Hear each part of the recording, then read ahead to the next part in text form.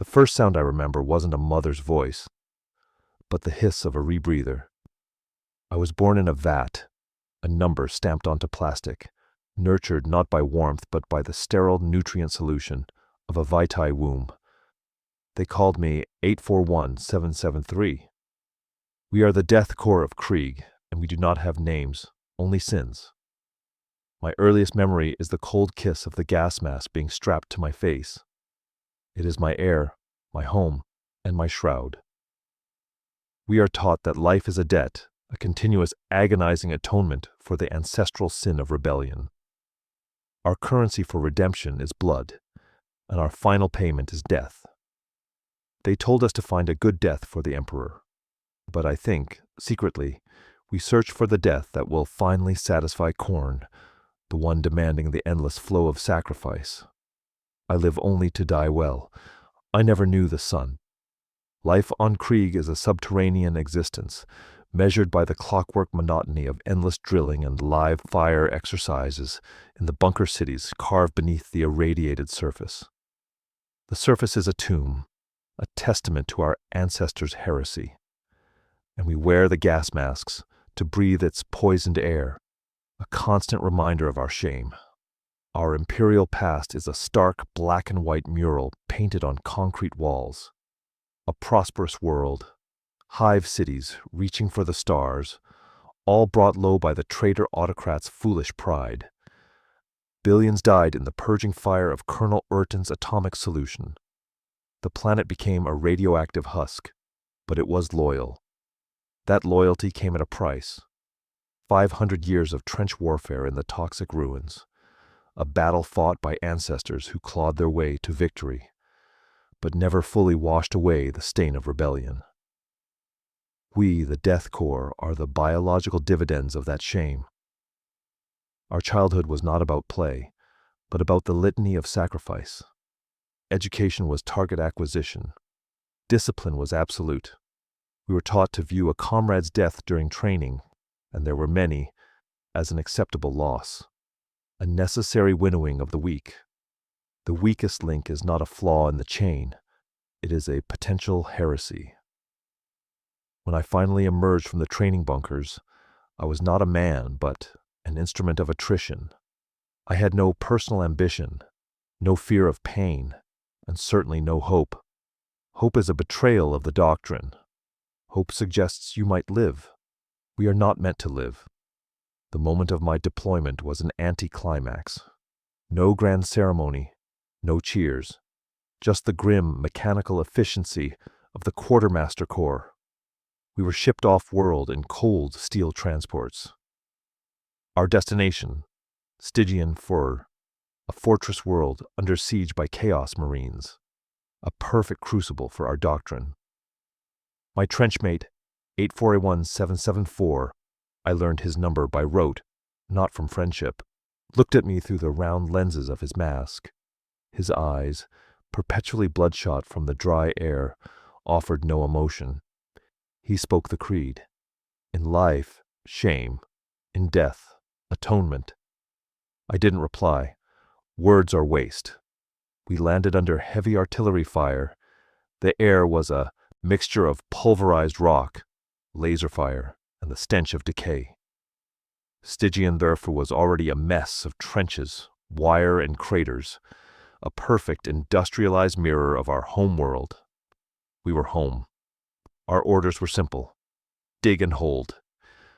We were assigned to the 88th Siege Army, the same formation that ground the world of Vrax into dust. We immediately began digging. The entrenching shovel, our most trusted weapon, felt natural in my hands. The rhythmic scrape of steel on rock was the only comfort I knew. We dug deep, ignoring the sporadic enemy mortar fire. Every shovelful of dirt was another step away from the shame of our ancestors, another line in the ledger of our debt. But this was chaos, and chaos, unlike the mechanical precision of our imperial commanders, demands something more. It demands zeal. That night, in the damp, narrow trench, I saw the first sign of what was to come. Not the enemy, but the taint. A squad of fellow Kriegers was performing maintenance on their heavy mortar. They were quiet, efficient, and emotionless as ever. But one of them, 841-760, suddenly stopped his work. He slowly reached up and touched the round lens of his gas mask. Then I saw it. A single iridescent blue vein began to pulse on his forehead, just above the mask's rubber seal. It wasn't a wound. It was a change. A slight shimmer pulsed around him, like heat rising from asphalt. He wasn't scared. His eyes, visible through the lenses, were calm. Then, with the methodical efficiency of a man testing a faulty valve, he pulled his bolt pistol and executed his own comrade who was working beside him, without a word. It wasn't panic. It wasn't heresy. It was a perfect cold act of unnecessary violence. The rest of the squad, including 841-774, simply paused, noted the corpse, and immediately stripped the dead man of his kit before resuming work. To them, the event was just a casualty replacement drill. But to me, the chilling truth was clear. Khorne doesn't care about why the blood flows, only that it flows unflinchingly. And the relentless efficiency of the Krieg was the ultimate, cold offering. The faint iridescent shimmer around 841-760 vanished, leaving only the smell of ozone and burnt powder. He was now tainted, marked, and yet, paradoxically, more loyal to his nature than ever. I looked at my own hands, my shovel. I had to ensure my death, when it came, was just as efficient and absolute. The war on Stygian IV was everything we were trained for, a perfect, grinding war of attrition.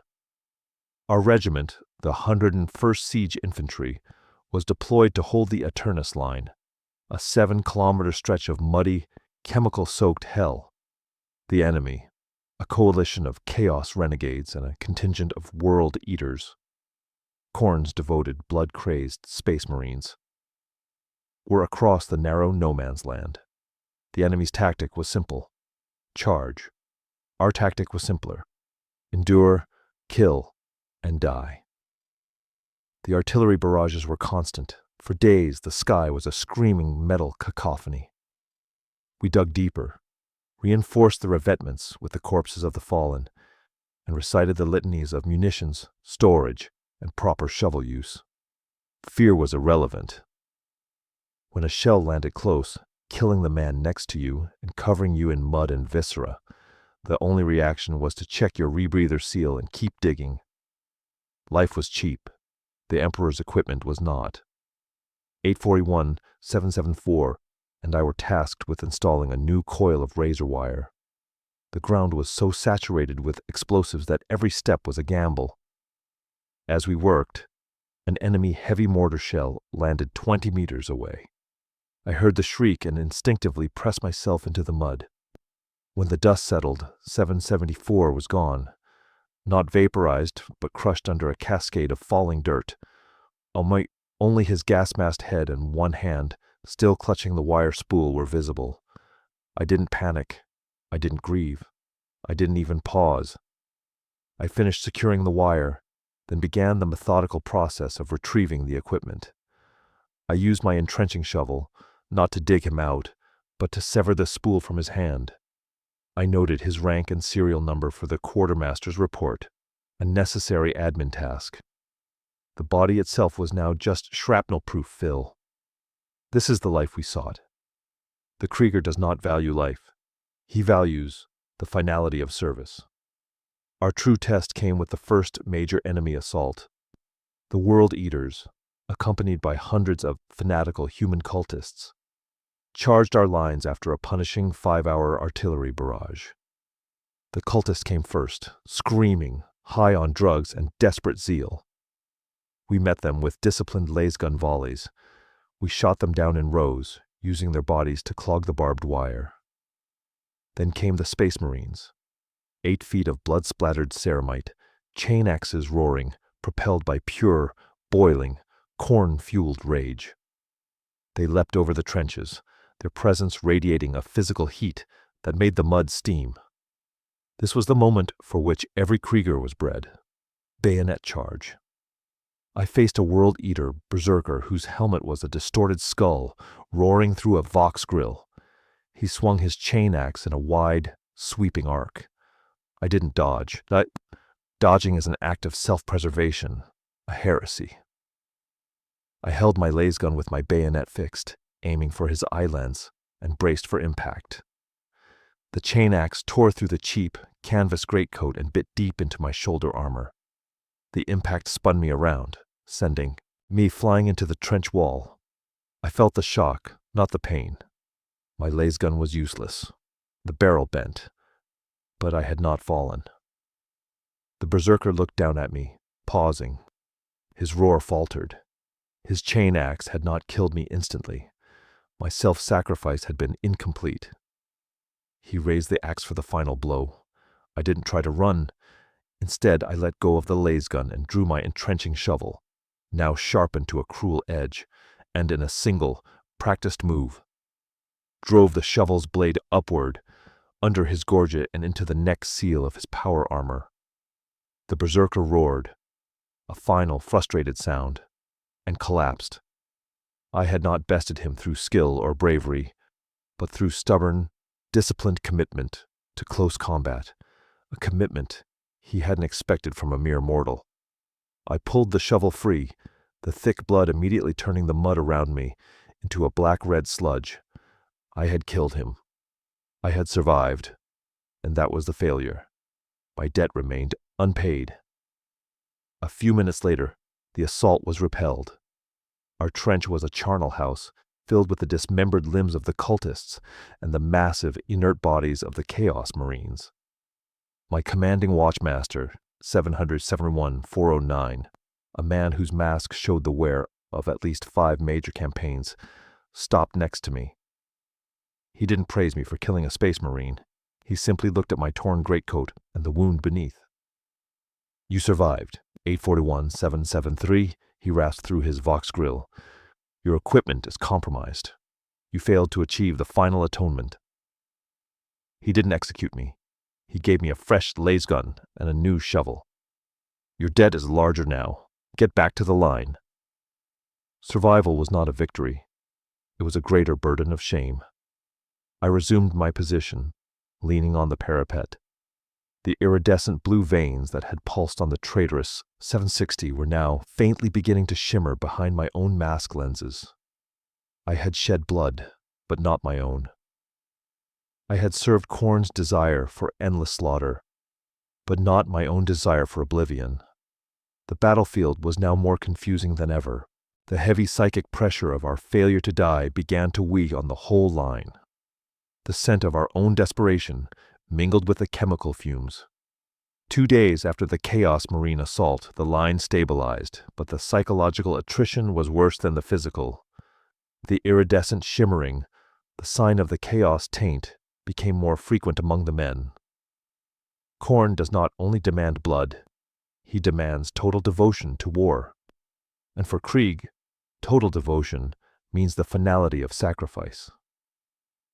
The men with the shimmer were not executed. They were simply ignored, their presence a dark mirror of our shared failure. They had killed and survived, and the warp marked them for their ambiguity. The next major event was the arrival of the Quartermaster Corps. This unique branch of Krieg, part medic, part supply officer, part executioner, is the living embodiment of our philosophy, efficiency over humanity. The quartermaster, 799-110, arrived in our sector with his retinue of masked servitors.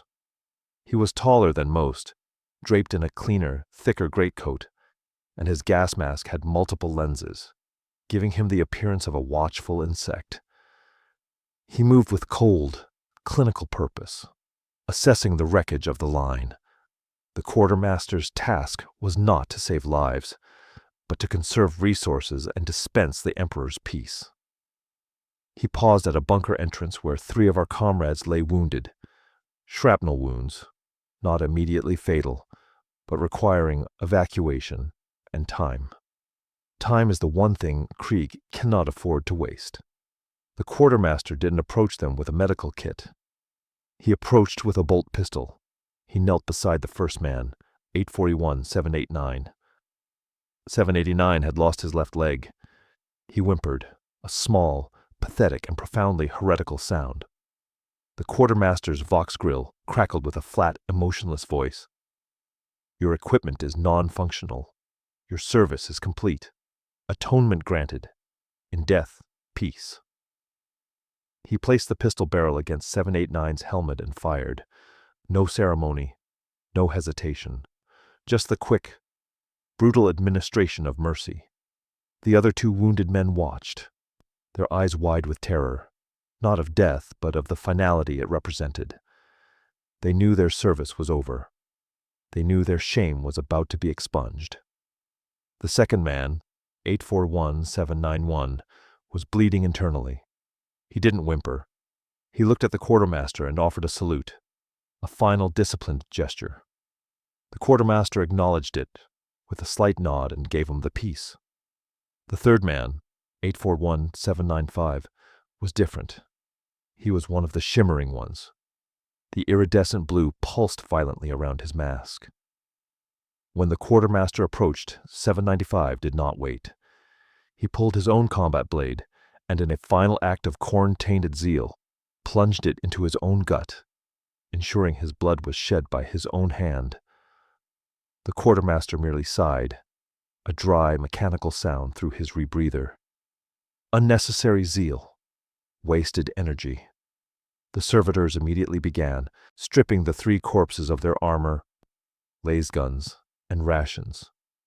The bodies were dragged away, destined for the corpse incinerators, their matter efficiently recycled into the planet's ecosystem. I stood and watched the entire procedure. My body felt numb, but my mind was active.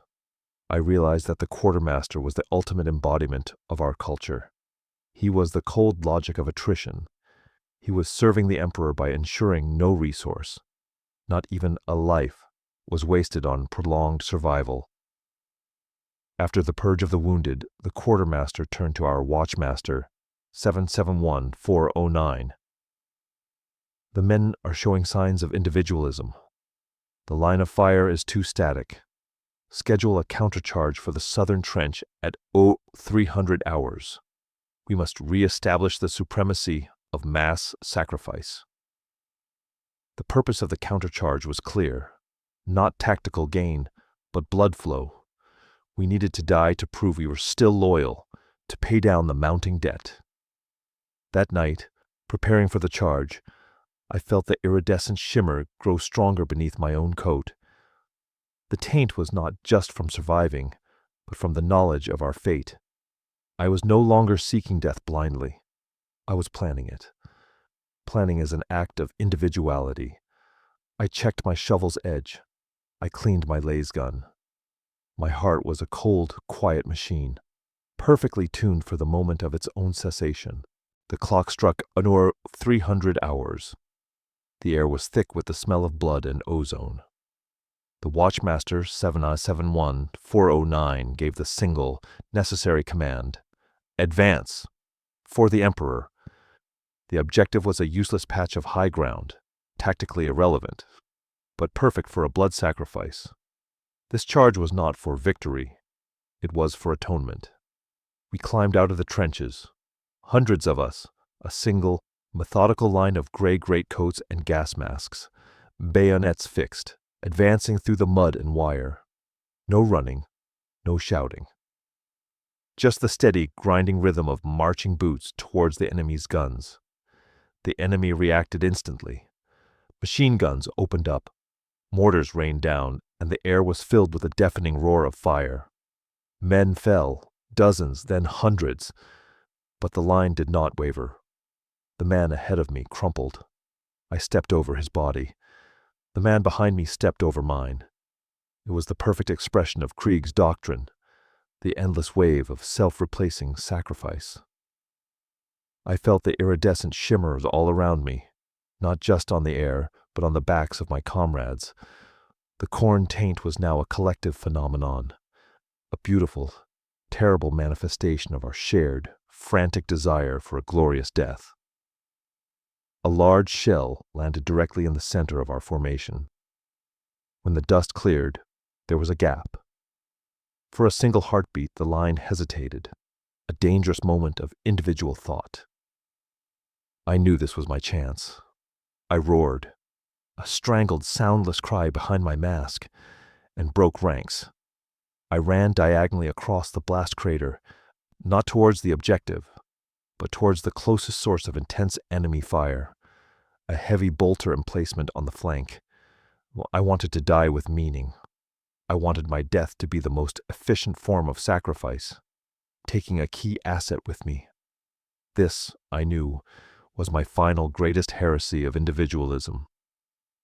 As I ran, my mind filled with the propaganda of my childhood. In life, shame. In death, atonement. I was finally running towards that atonement. I reached the bunker. The heavy bolter fire tore through the mud around me.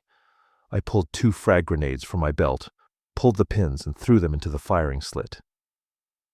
The explosions were muffled but effective. I charged the bunker entrance. My bayonet aimed for the door. Just as I reached it, a Chaos renegade burst out, his face a mask of fear and confusion. He raised his rifle. I didn't slow down. I plunged my bayonet into his chest. He screamed. I ripped the bayonet out, the blood splattering across my mask and coat. I was inside the bunker. The enemy was in disarray. I didn't pause to secure the position. I raised my lasgun and fired a full auto burst into the magazine stack. The resulting explosion was massive, rocking the entire line. I was flung back out of the bunker and landed hard in the mud, my body ringing with pain. My lasgun was gone. The heavy bolter emplacement was a ruin. I looked down at my hands. They were shaking, not from fear, but from the shock of survival. I had performed the most aggressive, most sacrificial act of the charge, and yet it's lived. My lungs burned. The iridescent shimmer on my arms was blinding now, a lattice of shifting blue and purple, pulsing like a captured star beneath my tattered coat. My helmet's internal diagnostics were screaming, high radiation exposure, biotaint imminent. I had achieved Khorne's desire for blood and destruction, but I had failed to pay the ultimate price. I was a tainted survivor, a walking embodiment of unpaid debt. A familiar, methodical sound approached. The quartermaster's retinue. The quartermaster 779 went intent and stood over me, his servitors moving with silent, precise efficiency. One servitor scanned my body. The report crackled through the quartermaster's Vox grill. Unit 841773. Severe physical trauma. High radiation contamination. Grade 3, biotaint, Ziench, Khorne ambiguity. Non-functional. I should have been given the peace. That was the protocol. That was the only logical, efficient end. But the quartermaster hesitated. He looked not at my wound, but at the iridescent shimmer that pulsed across my armor and skin. The geometric patterns of the taint were now clearly visible, a terrifying mix of Khorne's raw, bloody purpose and Tzeentch's chaotic, illogical change. Unusual profile, the quartermaster rasped. Excessive individual zeal. Failed to achieve finality, but achieved maximal tactical attrition. A paradox. Waste not. He did not execute me. He administered a powerful stimulant injection directly into my neck. The pain was searing, but the effect was immediate. My body screamed back into a functional state. He then gave me a new bolt pistol and a heavy satchel of grenades. Your debt remains, 1793, the quartermaster stated, but you have proven your capacity for unflinching, self-destructive action. You are now reassigned to disciplinary detail. Final clearance. My new duty, to execute the wounded and the retreating, to become a quartermaster's enforcer, a living embodiment of the cold logic I had sought to escape through my own death. This was a fate worse than dying. It was a prolongation of shame. I was no longer 841-773. I was now simply the Arbitrator. My first task was the bunker I had destroyed. The countercharge was successful, having bought the line precious time, but there were retreating chaos renegades. I hunted them with the quartermaster's retinue. They were pathetic, broken men, weeping and scrambling in the mud. I executed them, one by one, with the cold efficiency of my training. Every shot I fired was a failure to die myself. The Khorne influence was a constant dull roar in my ears. Kill, kill, kill. But the Krieg discipline was a colder, stronger force. Execute the order, conserve the ammo, maintain the protocol. I was a perfect blend of fanatical violence and emotionless control. The real horror came when we found a cluster of wounded Kriegers. These were men who had been bypassed by the main advance. They were not tainted, only broken. They expected the peace. I approached the first man, 841, his lower body mangled. He looked up at me, his eyes pleading not for life, but for the final atonement. I raised the bolt pistol. My body screamed for the release of my own death, but my orders were absolute. I placed the barrel against his mask. "Your service is complete, comrade," I whispered, the words rasping and strange coming from my own throat. "In death, peace." I fired. The discharge felt like a betrayal. I was stealing his redemption. This was the true punishment. To be forced to live, and to be forced to deny the only meaning, death, to others. The iridescent shimmer on my arm grew intense. It was no longer just a taint. It was a mark of destiny, signaling my continued unwanted existence. My existence as the Arbitrator was a monotonous, soul-crushing exercise in cold efficiency. I executed my duty without question. I oversaw the salvaging of every spent casing, every torn coat, every drop of blood for the quartermaster. My hands, marked by the warp, were now stained by the grim work of prolonging the life of the war machine. The ultimate confrontation arrived on the 4th day of the offensive. A large-scale battle to seize the Spire's foundations, a key enemy stronghold. The 101st was tasked with the main assault. I watched from the command trench as the waves of my former comrades marched, a perfect gray tide of disciplined, self-sacrificing automatons. The enemy fire was devastating. Hundreds fell in the first minute, the ground immediately becoming slick with blood. I watched for my own death, living vicariously through the carnage. But my death never came. Instead, the quartermaster pointed a long finger at a cluster of trench tunnels. "Rear defense. We have World Eater infiltrators. Execute on sight. No capture, no peace." My final fight would not be glorious. It would be a rat hunt in the dark.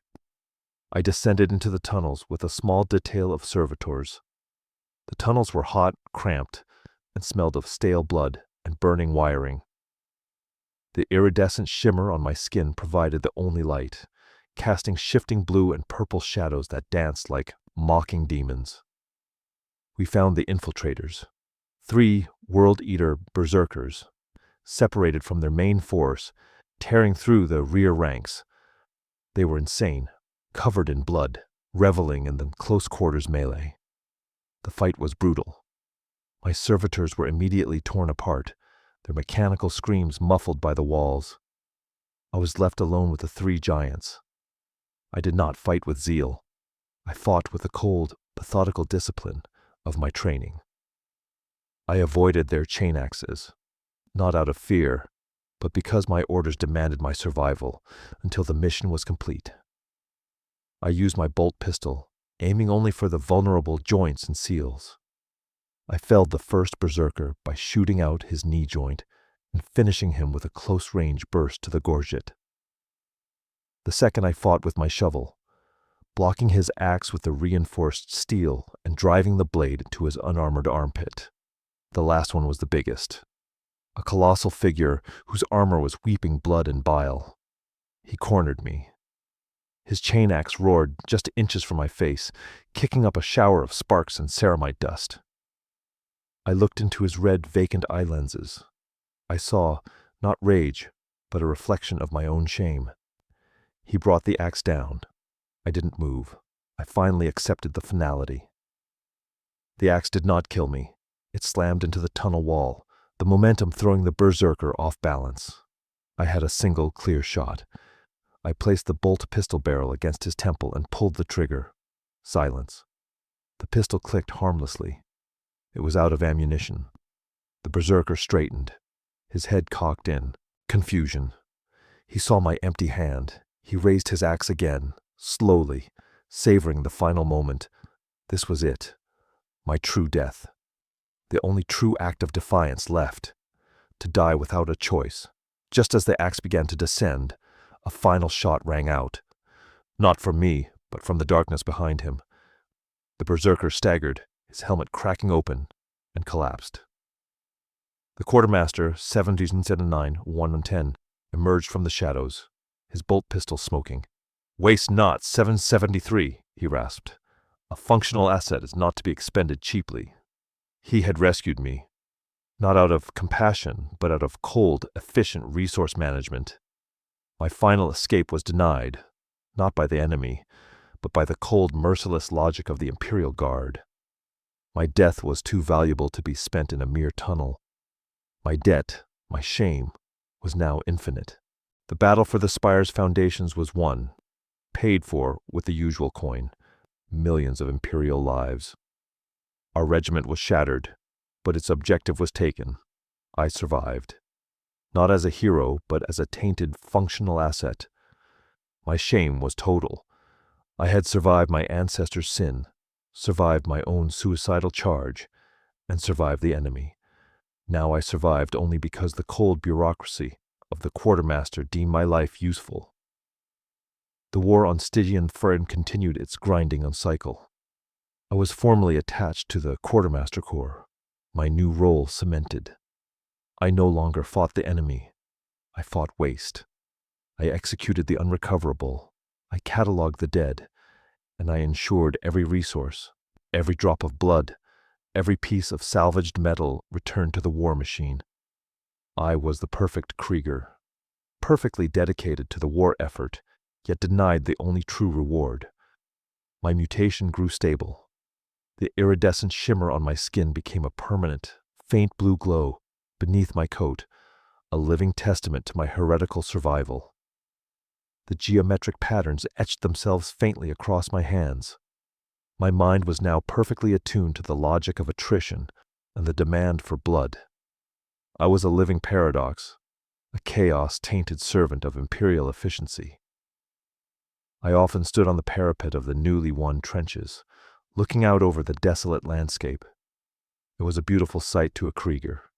Trenches, wire, and a horizon stained red with the blood of the fallen. The true cost of Khorne's endless demand. I looked at the endless lines of fresh Kriegers arriving to replace the dead. Young, nameless, bred for the same purpose. They marched to the line with the same grim discipline, the same desire for atonement.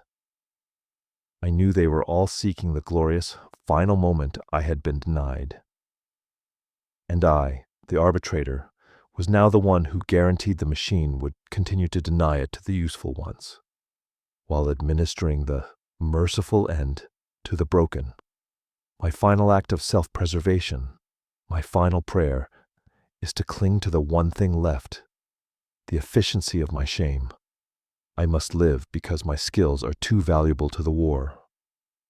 I must live because my survival ensures the deaths of countless others serve their true purpose. I am the living sin that pays the infinite debt. There is no peace for the Krieger in life, and there is no guarantee of peace in death. There is only the litany of shovels, the cold mathematics of attrition, and the endless, unflinching, disciplined service to the bloodthirsty galaxy. I raised my bolt pistol, not to my head, but to a retreating enemy scout. "Waste not," I whisper into the night. "The Emperor's currency must be spent wisely.